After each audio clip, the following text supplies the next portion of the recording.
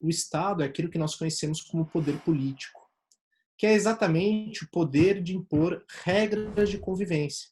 Aquelas teorias que tentam negar a existência do Estado.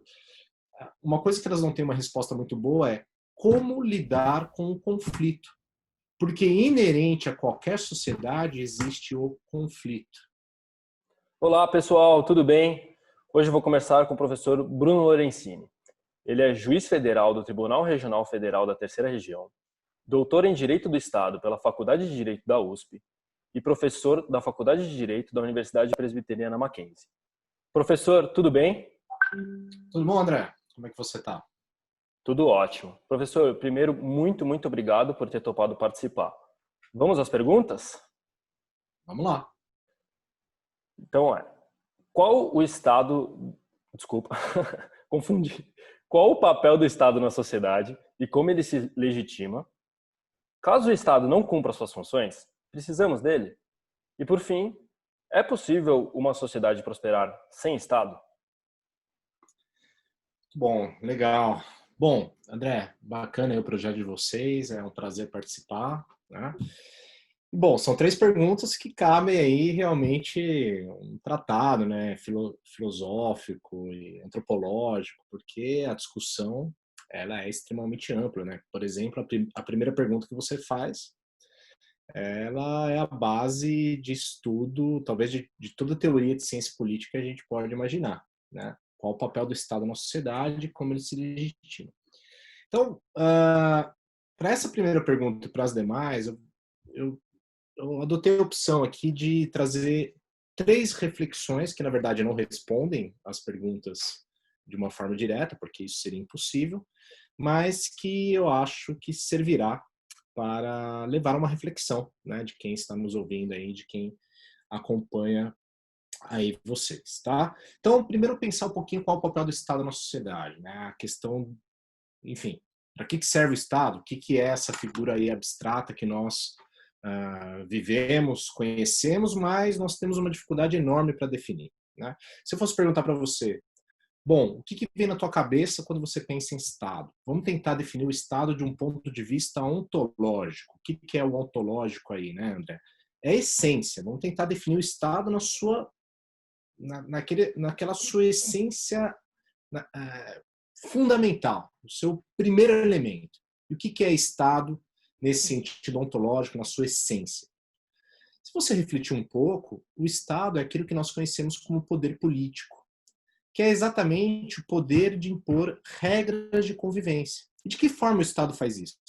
Como que o Estado te obriga a seguir as regras que ele impõe?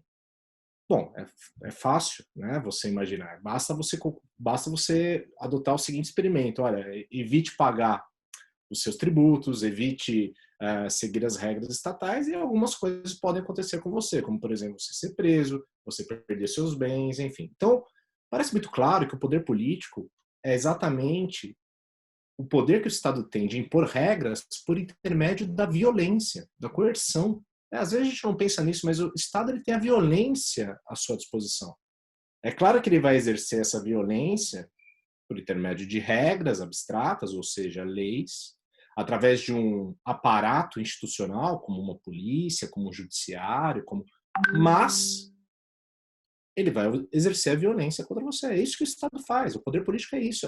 O Estado, na essência, ele é isso, o exercício do poder político. E só o Estado pode fazer isso. É um monopólio estatal. Essa ideia que vem lá de Nozick, um autor liberal, e que ele destaca bem, olha, necessariamente o poder político é um monopólio do Estado. Porque se não fosse, e se esse poder político, esse poder de impor regras pela violência estivesse distribuído aí, nós teríamos uma série de estados paralelos e, na verdade, você não saberia quem seguir, né? A que regras que você vai obedecer.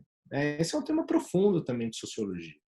Mas, se eu fosse responder a tua pergunta, então eu diria isso, olha, o papel do Estado é exercer o poder político, impor regras de convivência, né? Por intermédio da força. Agora, uma questão completamente diferente é a seguinte, quando que o Estado será legítimo? Que também faz parte da sua primeira pergunta. Então, uma coisa a gente já concluiu: o Estado ele impõe regras pela força, pela violência. Mas quando, né, que essas regras impostas pelo Estado serão aceitas pela sociedade, porque essa aceitação pela sociedade, essa consciência coletiva de que as regras estatais devem ser cumpridas, é exatamente o que a gente chama de legitimidade. A legitimidade é um comportamento muito mais moral, muito mais político de uma sociedade, de acreditar que as regras que aquele Estado impõe são regras que devem ser obedecidas. Então, o que explica a obediência ao Estado? O que explica? Bom, aí há uma infinidade de teorias, André. Há uma série de teorias que tentam explicar. Por exemplo, há uma teoria que é a teoria utilitarista, né, que vem lá de Jeremy Bentham, quando ele diz, por exemplo, que, olha, o objetivo do Estado é maximizar o bem-estar para a sociedade. Isso é muito prestigiado nas teorias econômicas, né? Então, tudo que o Estado faz deve ser para proporcionar o maior bem-estar possível, o maior número de pessoas possível. Porém, essa teoria utilitarista ela vai sofrer críticas. Críticas, por exemplo, da teoria liberal, que vai dizer que o papel do Estado, na verdade, é ser um Estado mínimo. Estamos falando aí do liberalismo clássico, né? Ser um Estado que ele não vai se preocupar com política, com economia, com religião. A preocupação do Estado deve ser a seguinte: segurança para a sociedade e o resto, né? Lembra da mão invisível lá de Adam Smith? Quer dizer, o resto, o mercado, a distribuição de justiça, tudo isso será algo que o próprio livre mercado, o funcionamento da sociedade, o comportamento dos indivíduos vai resolver. Então, o Estado não tem nenhum papel, né, para o liberalismo. Além, é claro, de fornecer essa segurança mínima. Isso no liberalismo clássico há várias vertentes. Mas também a gente pode pensar numa democracia, né? Numa democracia, pensando o seguinte, olha, você só terá a legitimidade do Estado se quem exercer o poder político for ali, se o poder político for de titularidade do povo. Né? Mas como a gente sabe que é difícil hoje o povo governar diretamente, você vai ter os mecanismos que hoje nós conhecemos aí com os mecanismos da democracia representativa e por aí vai. São teorias, né? Eu apresentei apenas 3 para vocês aí. Teoria utilitarista, teoria liberal, teoria democrática, que tentam todas elas explicar o quê? A legitimidade do Estado. Quer dizer, quando que o Estado será legítimo? Será que quando ele for um Estado que adote políticas utilitaristas, quando ele adote políticas liberais, quando ele adote políticas democráticas? Enfim, o que te parece evidente já que isso é muito uma concepção, claro, ideológica, política, que não é uma pergunta acabada, né? Não há uma resposta acabada também para isso. O que me parece apenas interessante é relembrar o famoso caso Eichmann, né, da obra da Hannah Arendt, né, a filósofa, que na verdade escreveu um livro chamado Eichmann em Jerusalém, onde ela retrata o julgamento de Eichmann. Né? Quem era Eichmann? Era um oficial nazista que teve um papel de destaque, né, no partido, né, nazista, e ele tinha uma função basicamente ali de atuar como um agente de logística. Né? Ele dizia para onde iam os trens lá que iriam levar os judeus, enfim, para os campos de concentração. E o que é interessante nesse livro da Hannah Arendt, que o subtítulo é um retrato sobre a banalidade do mal. Né? Ela estava dizendo ali que o que é esse banal do subtítulo da Hannah Arendt?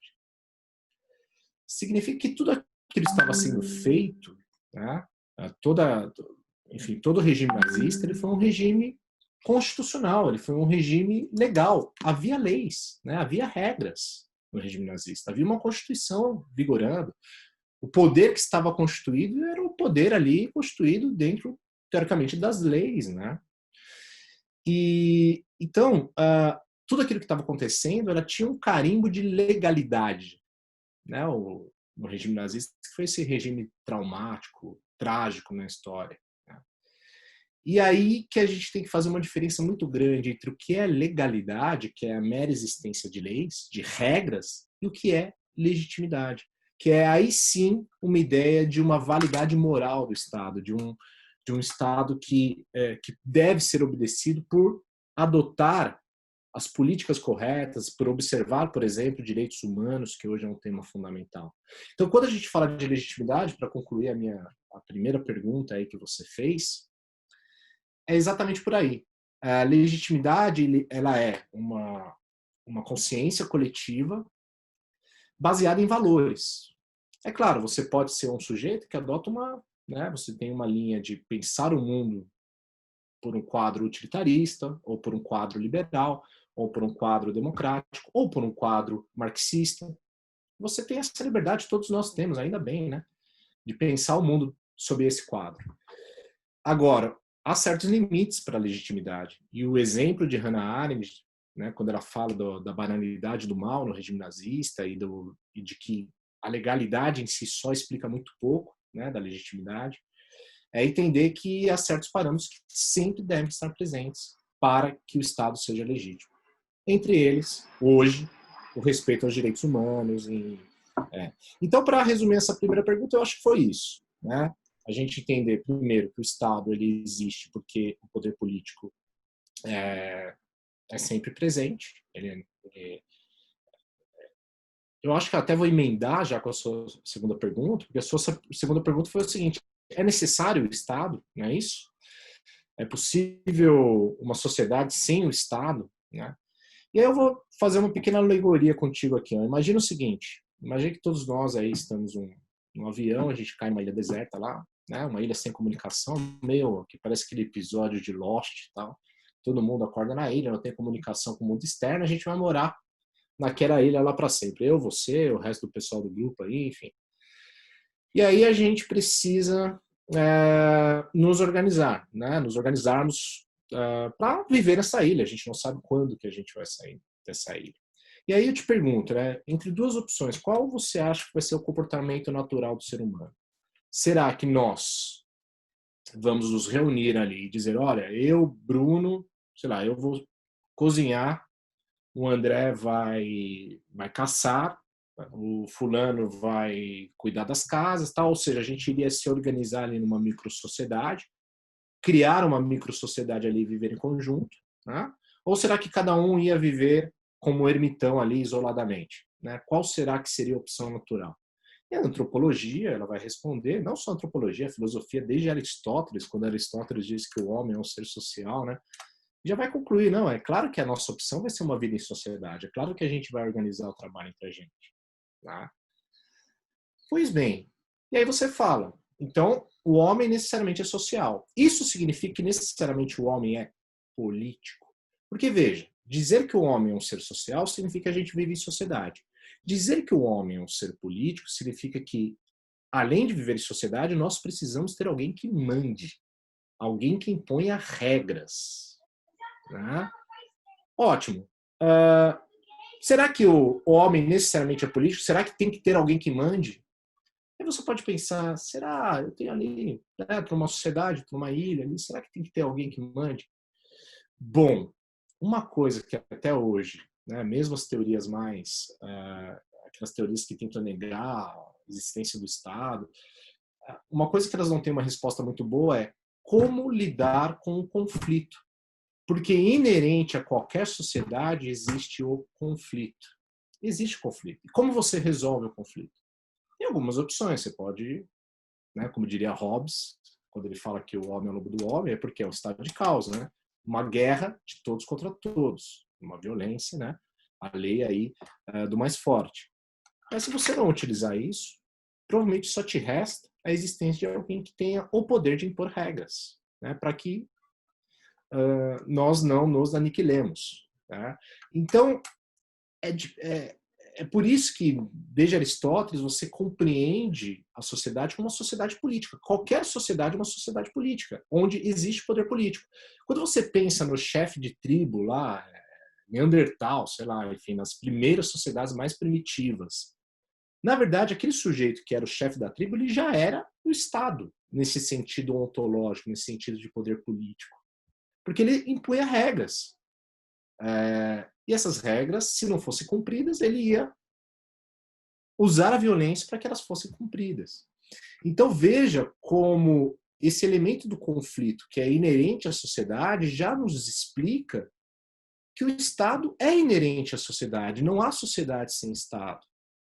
Né? O fenômeno estatal ele é sempre presente na sociedade. Não há como fugir disso. Né? Não há como fugir disso porque não se achou uma sociedade ainda sem conflito. Né? Então a gente precisa do Estado. Agora, uma questão que daí eu já vou amarrar com sua terceira pergunta, E deixa eu... Me repete a terceira pergunta só para eu saber o texto dela certinho, que eu vou só para fazer A última pergunta é possível uma sociedade prosperar sem Estado? Então, a gente já concluiu que nós precisamos do Estado, que o Estado é inerente à sociedade. Então, talvez o que seja melhor nessa pergunta, para te responder e concluir o pensamento, André, é o seguinte. Bom, o Estado está aí. O Estado, ele faz parte da realidade social, ele faz parte da sociedade. Né? Como prosperar com o Estado? E daí eu entro um pouquinho na discussão que talvez seja a linha mestra aí do debate de vocês essa semana, que é o liberalismo. Né? Porque talvez o grande tema que nós temos hoje em relação ao Estado é exatamente como distribuir a justiça no Estado. Né? Como fazer a distribuição. O que é distribuir justiça? O que é, quando a gente fala de teoria da justiça, sobre o que estamos falando? Estamos falando sobre o seguinte, como que nós vamos distribuir os bens na sociedade de forma justa? Né? Como é que a gente vai fazer a distribuição dos bens? E o liberalismo ele tem uma proposta para essa distribuição dos bens, que é uma proposta muito prestigiada, né, até hoje, e talvez seja a proposta que mais se adequa ao modelo capitalista, ao modelo de livre mercado, que é a meritocracia. Né? O que significa a meritocracia? Significa que cada um tem seus méritos. Se você trabalhar mais, se você for mais inteligente, se você for mais competente, você vai ter uma parcela maior dos bens que estão aí disponíveis no mercado. Tá? Agora, o problema, a crítica que se fará à meritocracia, eu acho que é uma crítica muito comum, é a seguinte: olha, será que, primeiro, todos partem do mesmo lugar para disputar esses bens que estão presentes na sociedade? Será que realmente é justo dizer que, olha, questões absolutamente aleatórias, como o lugar que você nasceu, se você nasceu rico, se você nasceu pobre, se você nasceu branco, se você nasceu negro, se você nasceu no Brasil, se nasceu no Afeganistão, será que isso deveria contar para dizer o que é justo? Qual parcela dos bens que você deve ter direito? Né? Todos não partem do mesmo lugar. Essa é uma crítica que se faz à meritocracia. Por isso que talvez uma das teorias importantes que vocês devem conhecer para discutir justiça é a teoria, por exemplo, de John Rawls, que foi considerado um dos...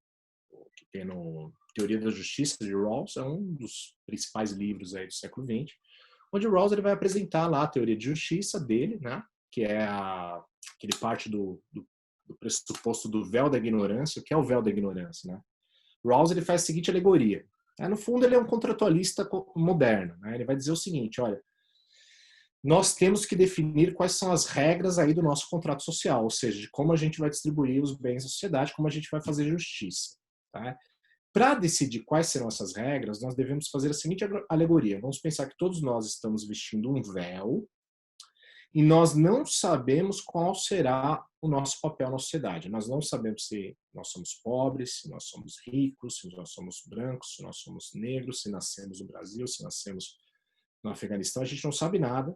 E aí a gente tem que, com esse véu da ignorância, decidir quais serão as regras de justiça que vigorarão na nossa sociedade. Né? E aí eu pergunto para você o seguinte: vamos pensar aqui que eu tenho um pedaço de bolo aqui, ó. Tem um pedaço de bolo, não sei se dá para ver, e eu preciso dividir esse pedaço de bolo, não sabendo, eu tô aqui só um círculo, não parece, mas não sabendo se eu vou ser o primeiro a escolher, se eu vou ser o último, se eu tô com fome, se eu não tô com fome, se eu tenho 3 filhos ou se eu não tenho nenhum filho, se eu sou solteiro. E aí Rawls pergunta: qual será a forma mais... se você estiver com o véu da ignorância, como é que você dividiria o bolo? Como é que você dividiria o bolo? Provavelmente você vai imaginar, bom, é melhor dividir em partes iguais, né? Porque, como eu não sei se eu vou ser o primeiro ou o último a escolher, eu asseguro que eu vou ter uma parcela do bolo. Então, por isso, o Rawls já disse o seguinte: olha, para organizar a sociedade, a gente tem que partir da ideia de igualdade. A gente tem que partir da ideia, de que a igualdade é um valor fundamental para a justiça. Um valor fundamental para a justiça. Só que Rawls vai reconhecer a seguinte crítica. Né? Ele vai reconhecer essa crítica. A crítica seria a seguinte, olha, mas peraí. Né? Quando a gente dividiu esse bolo, eu estou ignorando que o Bruno, ele é pai de 3 filhos, está morrendo de fome, as crianças precisam comer. E o André aí é solteirão, tá bonito aí na fita, tá tranquilo, não tá nem com fome, não precisa comer o mesmo pedaço de bolo. E aí, Rawls vai dizer, olha, por isso que também existe, ao lado da igualdade, o princípio da diferença. Né? Você deve reconhecer que existem diferenças na sociedade e as políticas que forem produzidas, elas devem primeiro buscar atender os que mais precisam. Né? E depois e chegando, é claro, daí depois ao resto da sociedade. Então, é claro que eu estou simplificando enormemente uma obra complexa, super densa, mas só para dizer que Rawls, ele vai... E Rawls não é, veja, não estou falando que o Rawls não é nada de socialista, não está entrando nada nesse campo ideológico, não. Ele está falando, ó, quais são os valores que devem observar a realização de justiça pelo Estado. O interessante é que quando um autor liberal, como Robert Nozick, por exemplo, que defende o Estado mínimo, né, ele observa essa teoria de Rawls, falando lá de que, olha, da igualdade, todos não partem do mesmo lugar. Então, porque, por exemplo, o Rawls, quando ele faz a crítica dele, ele fala, ó, essas questões de mérito, se você é mais inteligente, se você é mais rico, se você... Isso aí é tudo alha, né? Isso é tudo aleatório. Isso não deveria ser considerado para você definir a justiça. Né? Qual é o seu grande mérito por ter nascido com um enorme talento? Qual é o seu grande mérito por ter nascido rico? Não tem mérito nenhum nisso. Então, o que justifica que você tenha uma parcela maior de direito aos bens que estão na sociedade apenas por uma questão totalmente aleatória? Mas aí Nozick, que ele vai olhar essa teoria de Rawls, Nozick, que é um liberal, vai olhar isso e vai falar o seguinte, peraí, olha, ele dá um famoso exemplo do Will Chamberlain, mas eu posso traduzir esse exemplo, sei lá, para o Neymar, né, que está mais próximo aí da gente. Pensa o seguinte, você é torcedor do Santos lá em 2013, sei lá, quando o Neymar estava no Santos, né? E vamos supor que o presidente do Santos, ele diga o seguinte, olha, eu concordo com essa crítica aí, de que não é justo você tratar as pessoas, né, que todos não partem do mesmo lugar. Então, vamos supor que ele reconhece, ele fala o seguinte, ó, eu vou superar essa crítica que fazem ao liberalismo. Eu vou fazer o seguinte, ó, todos os jogadores do Santos vão ganhar a mesma coisa. Todo mundo vai ganhar a mesma coisa. Aí qual que seria o problema que surgiria daí, né? Bom, se todo mundo vai ganhar a mesma coisa, o que vai motivar a pessoa a produzir mais? O que vai motivar a pessoa a tentar desenvolver mais? E aí o presidente do Santos reconhece a crítica e fala, eu preciso solucionar esse problema, porque realmente a meritocracia ela tem uma vantagem, né? As pessoas, elas oferem, né? Elas ganham, né? Pelo mérito, né? Pelo que fizeram. Então, ele fala o seguinte, bom, então aqui no time do Santos, eu vou fazer o seguinte, partem todos do mesmo lugar, mas a torcida vai poder dar uma parte do ingresso, o valor de uma parte do ingresso, para aquele jogador que ela, a torcida, queira valorizar mais, queira que o jogador sempre esteja em campo, queira, né? Então, a torcida vai poder destinar uma parte do ingresso. Quem você acha que no Santos lá de 2003 ia começar a ganhar toda a parcela aí da destinação do ingresso? Muito provavelmente o Neymar, né? Não seria lá o Durval, o zagueirão da época, seria o Neymar. E aí depois de, sei lá, um ano, o patrimônio do Neymar está aqui e o patrimônio de todos os demais jogadores está aqui.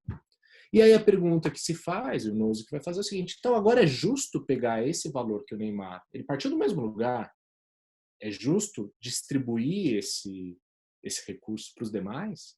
Quer dizer, veja como essa validação moral, essa análise moral do que é justo, do que não é justo, para o liberal vai ser muito mais simples, né? Vai dizer o seguinte, olha, né?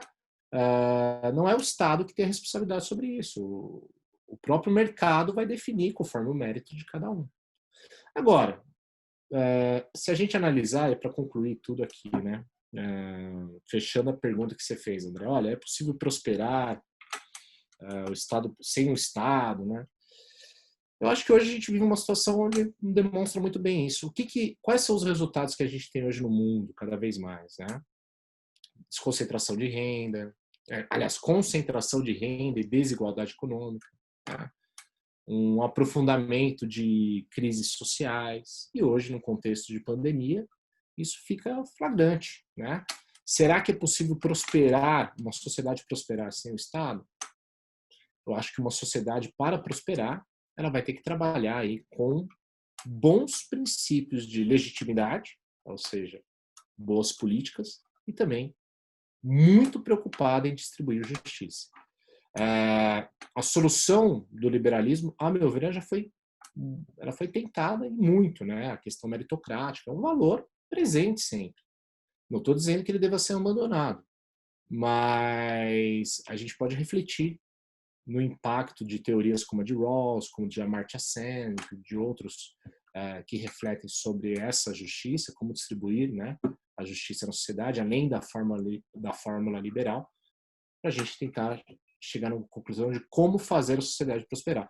Sem o Estado, né, eu acho que a gente já tentou, né, a gente tem tentado sem o Estado, né, e parece que a gente precisa de um Estado mais eficiente. Essa é a minha opinião. Né, um Estado mais legítimo, mais eficiente e com o melhor método de distribuição de justiça. Beleza? Beleza. Professor, perfeito. Eu acho que as perguntas que a gente fez, o próprio tema é muito amplo, então você teve que abordar muitos pontos, mas muito obrigado. Acho que vai ajudar muito nossos seguidores a ter um pouco mais de propriedade para falar sobre esse assunto aí. Legal. Beleza. Então, Beleza? feliz que tenha atendido aí, tá bom? Qualquer coisa, estou à disposição aqui, cara. Valeu, professor.